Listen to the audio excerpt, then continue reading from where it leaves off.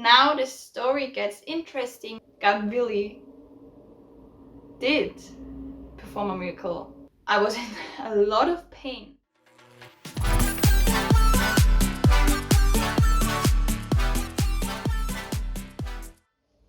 Grüß euch and welcome back or welcome to my channel. I'm Tabia and I want to shine a light on controversial topics, but also my daily life, all of that from a Christian point of view. Today I want to talk about a topic that is difficult to talk about. My miscarriage is very personal and I'm going to be very vulnerable and honest with you guys. So please be kind. But I also think it's a very important topic. And since it all happened, I had this urge to tell my story with all the ugly details. I mean, because we need to know more about it. I was shocked that I knew almost nothing about it, that my friends knew almost nothing about it. This is why I want to share my experiences. And disclaimer, I'm not a doctor or anything like that. So please contact your doctor or midwife or whatever if needed. However, I hope my story helps you to understand someone better who has had a miscarriage, or maybe you have had one yourself, or you're having a miscarriage right now, and I hope I can help you then. If that is the case, I'm really sorry for your loss, and I want you to know that your loss, your grieving is real, and your feelings, your emotions are valid, and please seek help if you need to. But with no further ado, let's start my story. I was about 8 weeks and a few days pregnant. We were so thankful and overjoyed that I was pregnant. It was definitely a dream come true, and I mean, I should have been excited to go to my first doctor's appointment, but I had to go alone because Sebastian wasn't allowed due to COVID. And so I wasn't really excited, strangely. I remember sitting at my OB and suddenly she told me, "I'm so sorry, the baby is measuring a lot too small." I still have flashbacks to this moment. I mean, one sentence and your whole world changes, because the baby should have been 4 to 5 times the size that it was. My doctor then explained to me that this is called a missed abortion. That means my body did everything correctly, but the baby stopped growing, or had already stopped growing some time ago without my body noticing it. Science doesn't really know why this happens to so many women. I mean, it's 1 in 4, and not all of them experience missed abortions. There are also spontaneous abortions, but both is called a miscarriage. And yeah, I mean, both experiences include trauma, loss, and heartbreak. That is probably why so many women don't want to talk about this experience, which I totally respect and I can understand it. However, I wish someone would have told me about their experiences. I think it would have helped me. I'm that kind of person who wants to know everything that is going on and wants to prepare. So that's why I'm sharing my story now, and I really hope it helps you. And if you have any questions, comment them down below.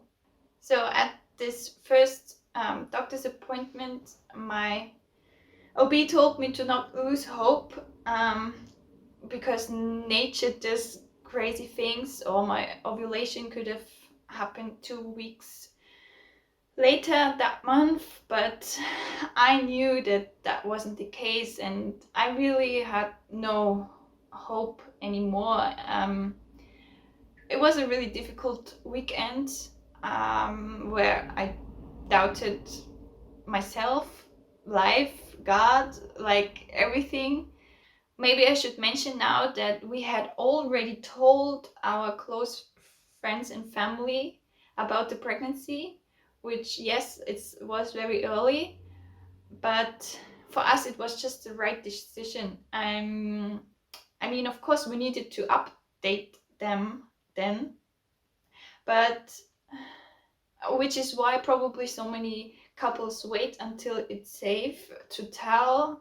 I was really grateful for all the support and all the prayers we got. I cannot imagine how it would have been if nobody knew.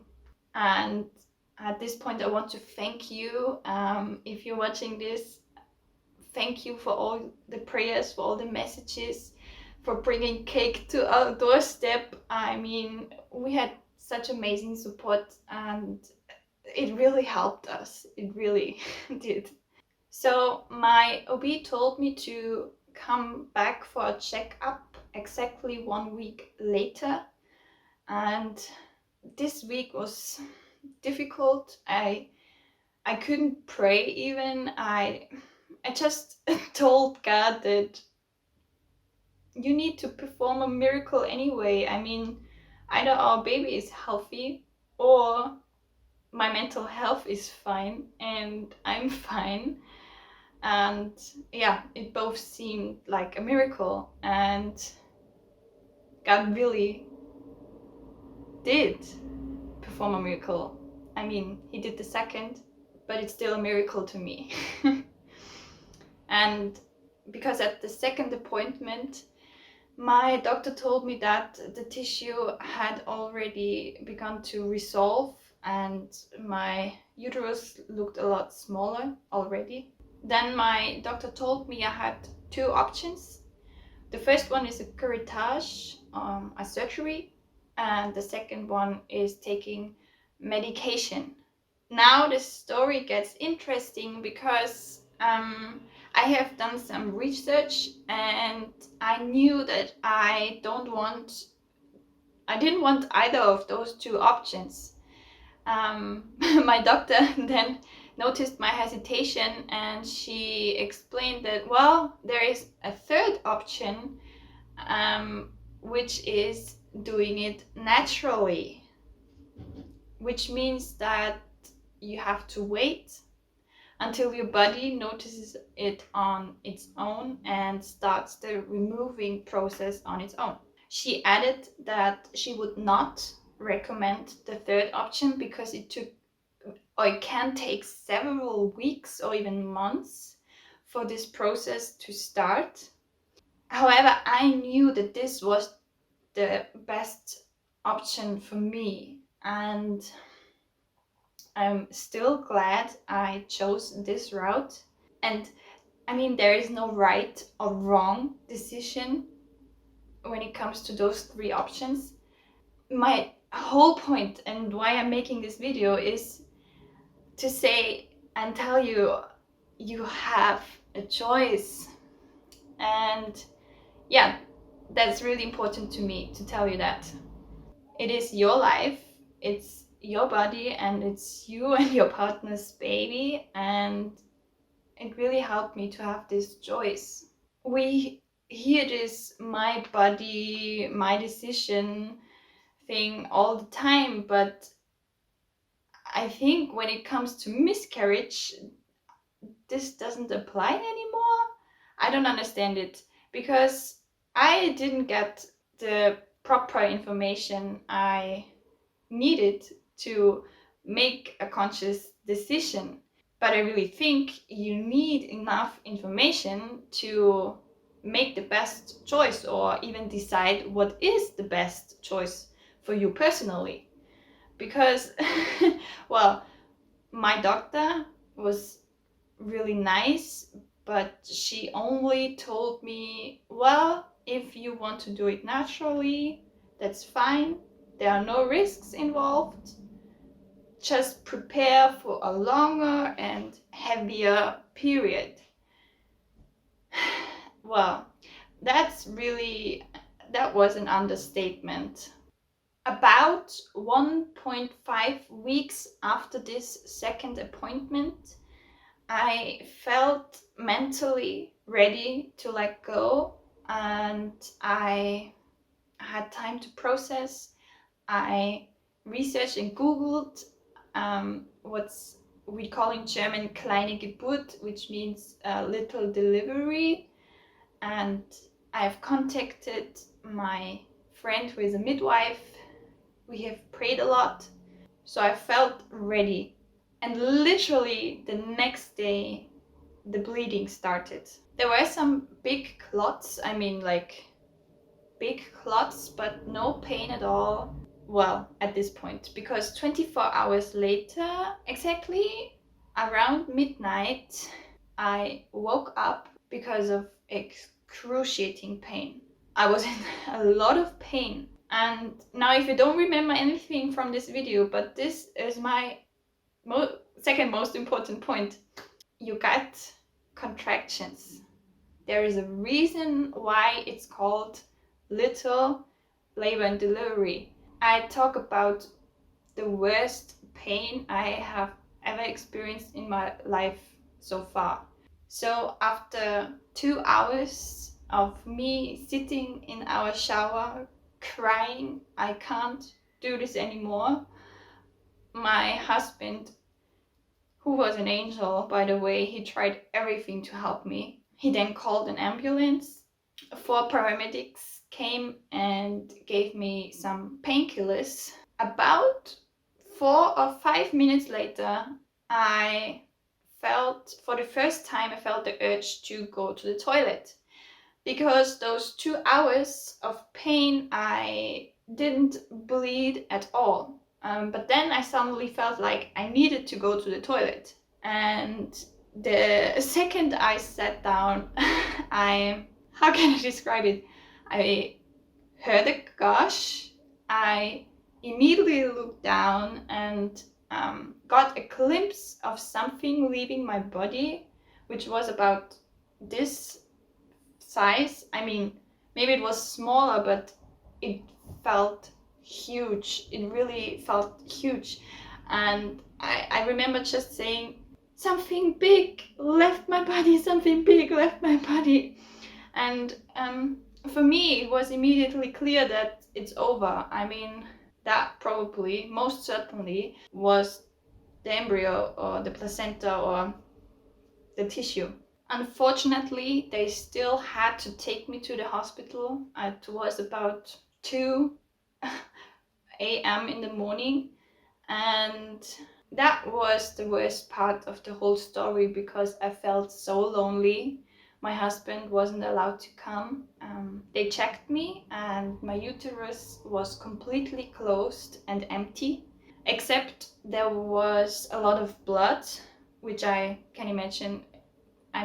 That's natural, but they wanted to give me those pills again, and they didn't explain to me why. They didn't explain what would happen if I would take those and why I needed them. And I just felt really helpless. It was an awful experience, really. But I'm still confident that I made the right decision, because later my midwife explained to me that those pills make your body start contractions. So taking those pills would have led to the same outcome, the same or even worse pain, but I would have been alone in the hospital. That's not a good option for me. I just wanted to be home with my husband, and actually that's also a very, very important point to me. I wanted to feel capable. Like, if you have a miscarriage, you already feel like your body has failed you, and then doctors want to give you a surgery or medication, and I felt like oh, my body can't do this on its own, it failed me.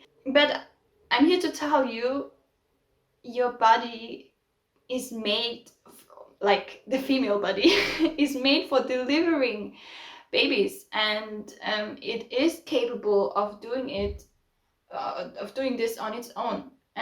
It is strong, and so much stronger than we think. And now I feel very confident. I feel very proud of myself for going through this on my own. I feel empowered, and I just didn't want to feel helpless. Now I feel empowered. So please, when we talk about women's rights, let's try to make women feel capable and strong and empowered to make the best choice for them.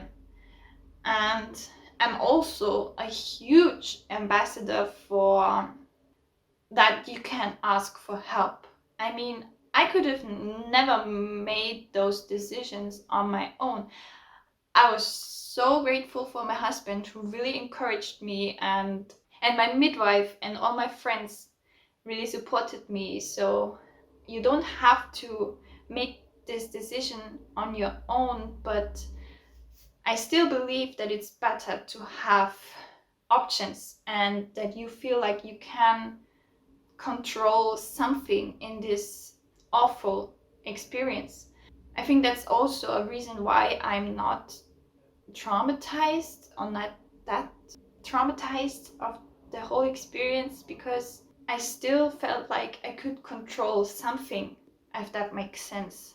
And if you feel like you just want this situation to end, and you just want to get it over with and take those pills, or take the surgery, I mean, that's totally fine, really.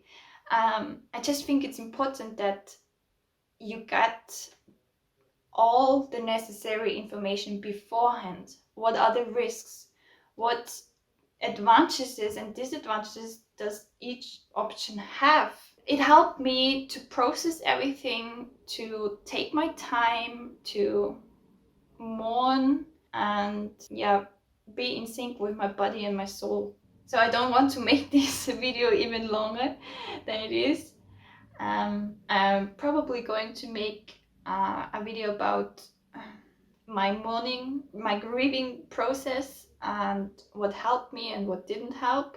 But what I want to say to end this video, there are no words to describe how badly we want to meet our child Yadis in heaven, because I mean, we believe that he or she is with Jesus now, and that he or she is fine.